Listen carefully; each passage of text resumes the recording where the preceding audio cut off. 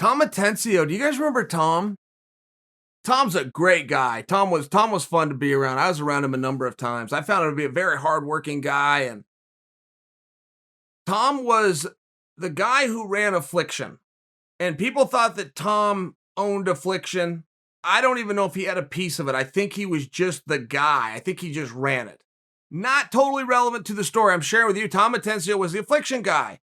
That company was owned, at least the lion's share, if not 100%, by a guy named Todd Beard. But Todd was not involved with, say, you would know Affliction from one of two things. You would know Affliction from either the clothing brand or from the fight promotion. I am speaking of the fight promotion specifically. And Tom's never really come out and talked about the fall of Affliction. And I was involved in that in some level. They had 3 events. I was at all 3. Matt Lindland was fighting on the cards. I want to say they had 2 events, and it was the third one that was canceled. At any rate, whatever Affliction had done, I was there and sold out arenas, and a lot of hype behind it. Donald Trump was involved.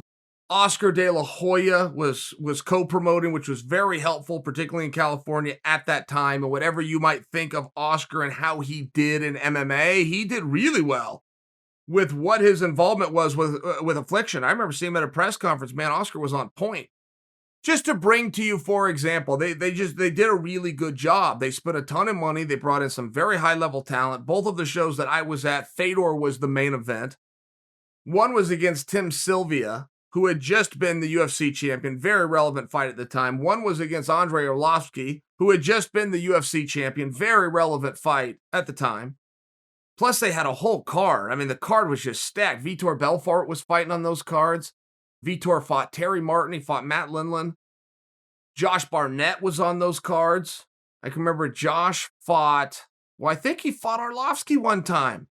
But I know that he rematched Pedro. His was just great. It was really great. And it felt a little bit like Pride, only in that they used the boxing ring.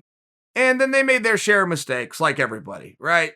I don't know if there can be a promotion that doesn't think they need to give you a level of entertainment that you don't want. Significant of the fact that you never bought a ticket to it, never even knew it was going to happen, but the promotion thinks it's good.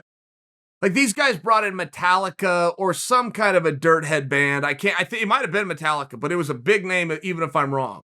But they did it for both shows. So there you are having a fight, and then you got to stop down to go to this music that you never wanted in the first place. You could have just played that through the speakers. I do not need to see that guy actually hitting the drums. Just play it. I'll hear the drums. I'll know he hit the drums. By example. And all of a sudden, they were getting ready to have a show, and it was going to be Josh Barnett versus Fedor. And that fight fell through. They canceled the card, and then they just canceled the company. It just no longer existed. I give you this timeline to bring you up to speed because Tom Atencio, who was running it, and if you went to it, you go, man, this thing is an incredible production. This building's completely sold out. And they were using it for another arm. They were never really looking to be in the fight promotion, or so the story is told. They could be reworking history on that one. They were using it as a marketing tool for their t-shirt company, which was huge at the time. Affliction was just massive. But I haven't really heard Tom come out and speak about what happened. Why did we end? What was our downfall? And Tom had referenced the fact that he did not put on the posters, cards subject to change, and was confronted with the fact that if he held the event, he could be sued by ticket holders, and therefore they canceled the event. Now, is that revisionist history, and is that what happened? No, of course not. Of course not. What would that have to do with rescheduling an event, right? The fact that they didn't tell, but he was still letting us close, right? He was letting us close in on what happened. And he said that they were kind of double dipping, that they went after this and were doing this MMA thing as a way to promote their t-shirt company, but they also had a major presence within the UFC. So now all of a sudden there's 2 options. Either network you go to, you're seeing Affliction, and you're taking for both ends of the pot. And he said the UFC didn't like that we got in the MMA business. We actually were not looking to compete with them. We were just looking to sell some t-shirts, and everything was going smoothly until it turned about competition. And then things kind of unraveled. We're now up against a shark and we're a goldfish. It was just interesting. I thought that it was a very interesting piece when he was speaking of it. He even was saying that he somewhere had a mole within his own team that was feeding inside information to the UFC. Now, he never elaborated on what the UFC did to counter with that alleged information that they had. I wished he would have. That would have been interesting. I don't remember seeing a level of gamesmanship back then. It seemed as though Affliction would do their thing on this night and the UFC went on to do their thing on a different night. But it would also seem that in many ways, as I was a viewer, that Affliction struck first.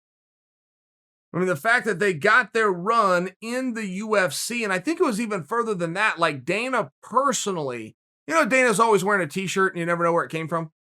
You ever saw Dana's shirt and go, "Oh, Dana looks cool today, I'm going to go buy that." But then you can't. Well, let me tell you why. Dana was going on some show, and it was a big show. And he liked Affliction. They weren't a huge deal. He found them. He liked them. He wore them. It got him a whole lot of pop. Then as a favor, because he liked these small-time business guys that were making this shirt that he personally liked, like Chuck Liddell.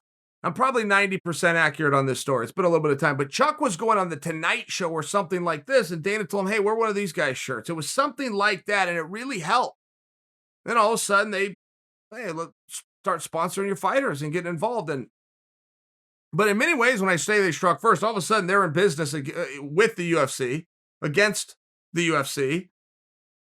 And they were the ones that were signing fighters away. So I only share if somebody did strike first, just in case there was gamesmanship and there was a retaliatory effect. Who went first does matter. You want to have a fight? Okay, great. Who threw the first punch does matter. This didn't have a whole lot to do with Tom's story. I'm more sharing with you that I wished he would have said more. I was enthralled, and I know that Tom is one of these guys that knew where a lot of the bodies was buried. He knew a lot of really interesting things, and he even talked about mistakes that they made. A lot of it had to do with overspending. Now, I saw that firsthand. He was signing guys I knew what they could get elsewhere, and I knew what Affliction was throwing. Yeah, they wasted a lot of money. But they had a lot of money. They were having a level of fun. And whatever happened and where the bottom fell out, that is the one piece that was left out. When I say they were revising history, no, even in the state of California, you do not have to put cards subject to change on a poster. That is not true. In the state of California, if you change your main event after the weigh-in, you now owe everybody a refund, which simply means you must post on every ticket window and every door that anybody could ever walk through. If you would like a refund, we will give it to you. Beyond that, you can hold your event. I only share with you because that rule has not changed. And there is no rule within the guidelines in the state of California of anything of what your art department has to do within a poster. I'm only sharing with you. We had some revisionist history there, but it was interesting. And I would like Tom to say more. I was happy that he did it in the first place. I'd like to hear from Bjorn Rebney. I reached out to Bjorn, in fact. And he goes, "Hey, man, I'd love to come on your show. I got no problem. But I cannot talk MMA. I got a non-disclosure agreement. And it's got a few more years. I'm happy to come on. But I don't know what we would talk about." It's like, okay, Bjorn, you got me there. You're right. I wanted to talk MMA. I only share with you. There's interesting things. There's always interesting things, and there's always something new you can learn. But you can't learn anything unless you get accurate information.